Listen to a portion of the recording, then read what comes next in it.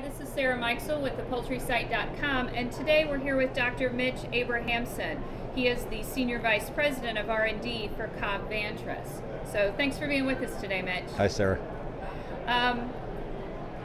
When we think about the global poultry industry, could you share a few of the trends that you're seeing in the business right now?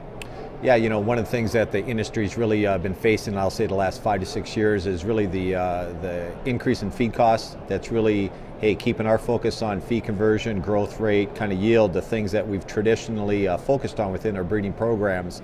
But in the last few years, the industry's really been kind of caught off guard a little bit with, I'll say, some of the consumer interests in how the birds are raised, some of the issues around antibiotics that the consumers clearly have a strong opinion on, and that's something that the government's stepping in a little bit, and the pull with our producers as to what do they have to do to meet those demands, and of course that trickles back to us and the kind of bird that we need to be having out there in the marketplace that allows, I'll say, the type of production that the consumer's looking for, as well as still meet the profitability and sustainability of the industry as a whole.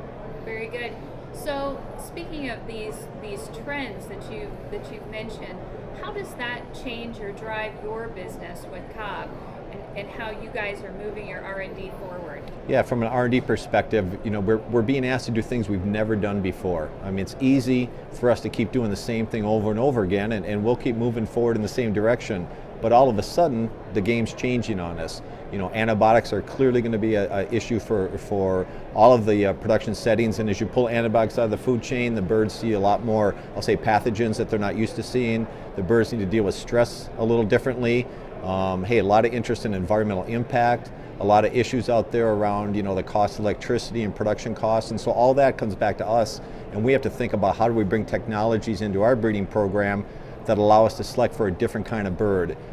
We've made some significant investments in genomic technologies that provides us an opportunity to think about how do we bring data into our pedigree program that we didn't have access to before, as well as, I'll say, technologies that measure different performance traits that people are interested in, and pulling those things all together. We've made some significant investments in, I'll say, different kinds of scientists that participate in our R&D program, as well as just the computer programming and databases we need to manage these huge data sets.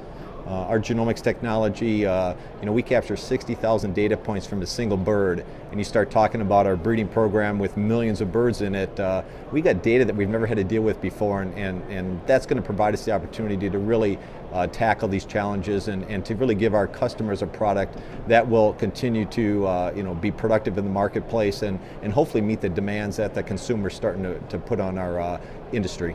It sounds like you're having to look at the industry through a whole new lens, essentially. It is, and it's a significant change that we're prepared for. But again, the experience of that we've had the last 20 years really needs to be looked at with a whole different lens.